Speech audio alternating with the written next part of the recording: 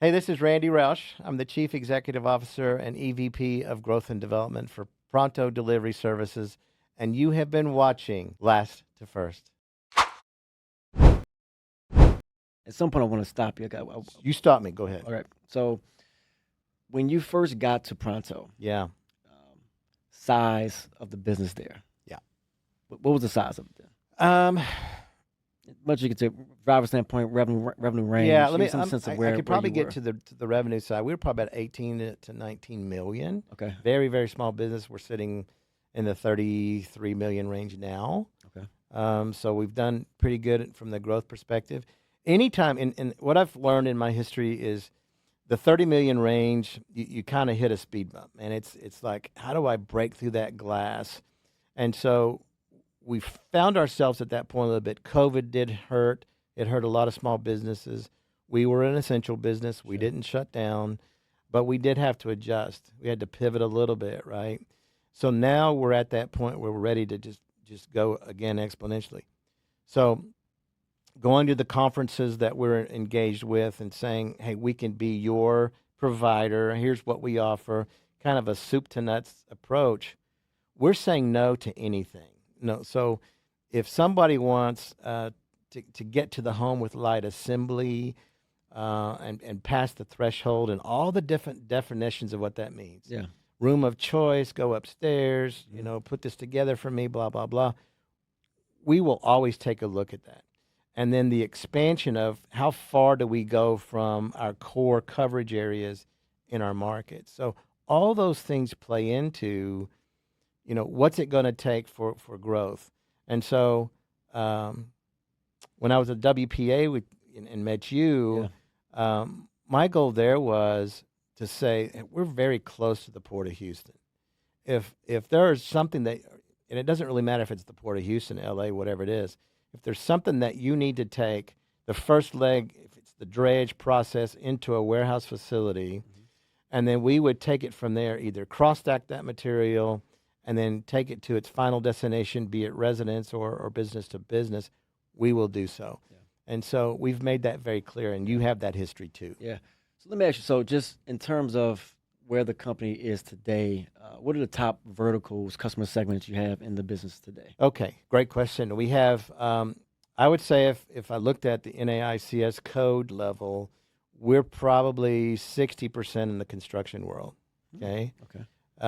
This drives a lot of the on-demand. It drives a lot of the on-demand business. Right, You're absolutely right. Bringing parts, and for the audience to understand it, so probably bringing supplies, parts from OME, a manufacturer, to the job site. You got it. So what we do, and it is either to a job site, sometimes that doesn't have a physical address because it's so brand new. It's very difficult. Very. That's a nuance I've ran into in my career. Yeah, it's finding so exactly where you drop it off at. Right, we have to the technology side at some point on that. You got it. We have to pin that correctly through a GPS process. Yeah.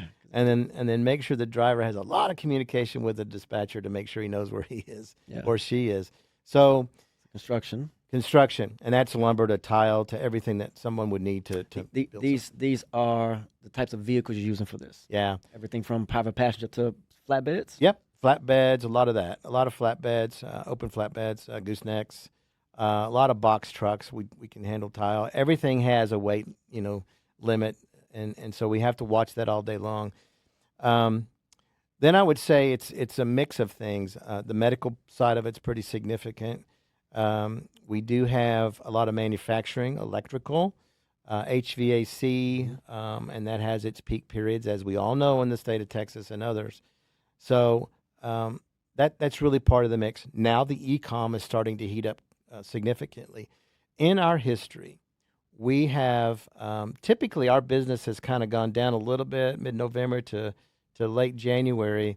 And so here's what we're doing. We're filling that gap with the e-com world. Yeah. We've got to get there because and the business is there. We just have to make sure that we find it and then execute on that. So because in the e-com world, were you doing any DDU work today? Can you the dedicated delivery units for the like FedEx Smart Post or Pitney Bowes deliveries? Yes, we've been doing some of that at UPS and others. Which is now kind of on its way out. It's on its way out. Which I know a lot of owners are struggling with how they kind of recover from that, particularly the ones that have built route networks around That's right. that business, Yeah. right? So to your point, we do a lot of routing, dedicated trucks, depending on what that requirement is and the necessity is, and who that customer might be, um, and it's very specific, requirement from that customer as to exactly what that means, the definition of what it means, and then the frequency of that, the volume of that. Mhm. We don't turn anything down, but we really need to see volume in order for us to financially be able to make sense of it, right? Let me jump into that because Yeah. this is something I experienced when I got I'm family business. Yep. Grew up in the industry. Kind of came back in. The point our company was, this is post Katrina, maybe $1 million, right, Right. in revenue. Not very small company. And my job, kind of like yours, was to throw anything I could against the wall and see Yeah. what stuck. Right. And so I found myself chasing some ghosts, right? So we would try something, didn't work out. Try something, work out, and not building that rhythm, that momentum. So Mhm. eventually, we kind of got to a focus of healthcare and food.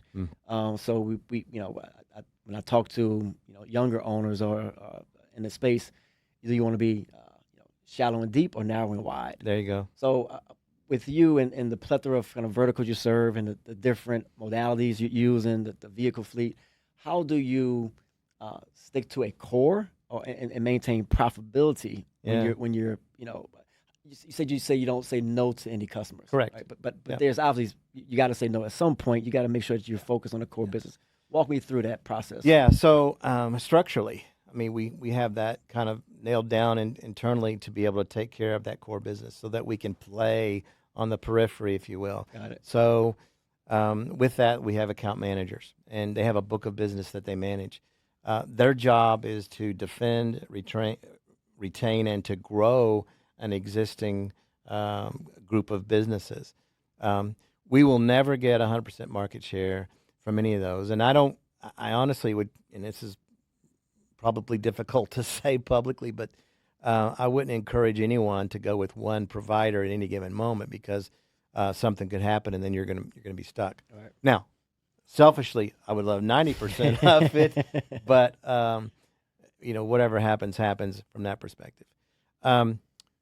We have a core process through a customer service arm and a dispatch arm that and departments and functions that take care of that core business for us on a daily basis. When I say we don't turn anything down, it really is an evaluation process every single day as to whether or not something is going to have the volume we need to be able to justify it from an ROI perspective. Mm-hmm. If it has that, then we'll go after it. And that's the most critical thing for me. A lot of people with that definition of white glove, or they want a return that comes back out of the home for whatever reason, and it's going to be dumped somewhere. We're not in that business. I haven't launched into appliances where we're taking in somebody that does, plumbing or electric. Will that happen someday? It has everything to do with training a driver to make it happen. Yeah. Right? Yeah. Does that business exist? Absolutely. If you've ever purchased anything here in this market from Nebraska Furniture Mart, and you want them in the home, and they're going to plug something in for you or do something from an electric perspective, you got to have some skill sets to make that happen. Yeah. The liability is great. The insurances go up. You nick somebody's wall with something. Yeah. They are not shy in telling you that happened.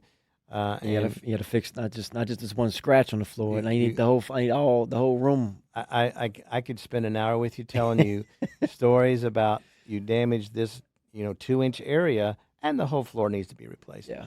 And so we play that game all day long. So, but in that, so one thing I want to drill down on, because I think it's such an important part of the conversation. Again, for the audience here are the owners, people in the space, right? Yeah. So when you say you measure the ROI, yeah, what does that mean specifically? Like, so is it a certain gross margin you're looking at? Yes. Is it a certain if it's some add-on business, right, that you're adding into it, right? Does it just help you get over the top? Give me some sense of like what that actual I'll tell you this, is. and I don't know if the audience plays the same game or looks at it financially the way that we do, and what we've found to be true is this is a small margin business. It really is. We're not that far above at the end of the day, the grocery industry. We probably, Yeah.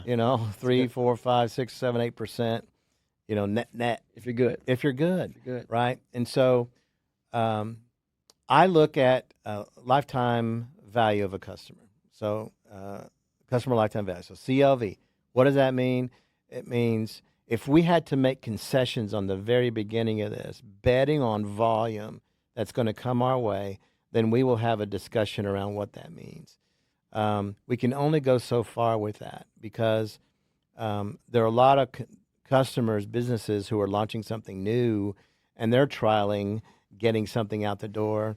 And if they can't give you projections on what that means, we're going to be holding the bag on the back end of that because we're taking resources away from potential opportunity loss to make that happen. But that doesn't mean we won't go there.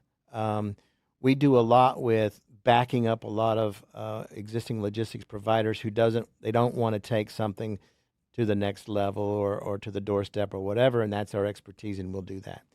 But ROI for me is, without revealing our net margins, we look at everything that way. I will say this: in the core industry, the core business, the asset side business, where we have leasing and ownership of the trucks, vehicles, and the drivers, we want to hit a certain margin to make it happen because the overhead is there, right?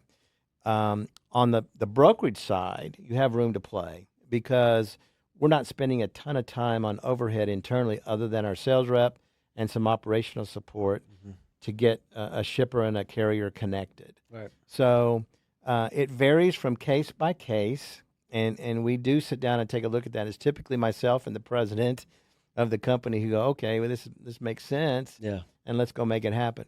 And then we watch that carefully, Jason. We can't keep our eye off the ball on that so that we don't go, hey, what happened to us with reduced margins? Yeah.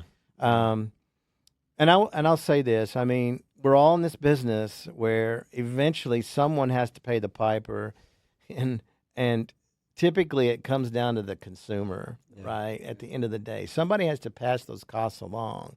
It happened a little bit during the COVID wave, if you will. But I will tell you something about Pronto. We do not sell plywood at major rates during a hurricane. We're not in that business. We take a look at this thing on a case-by-case basis, and we're not the lowest price provider or the highest price. We're middle of the road, but we will look at this, outside of just the rate card and say, can we make this work for you?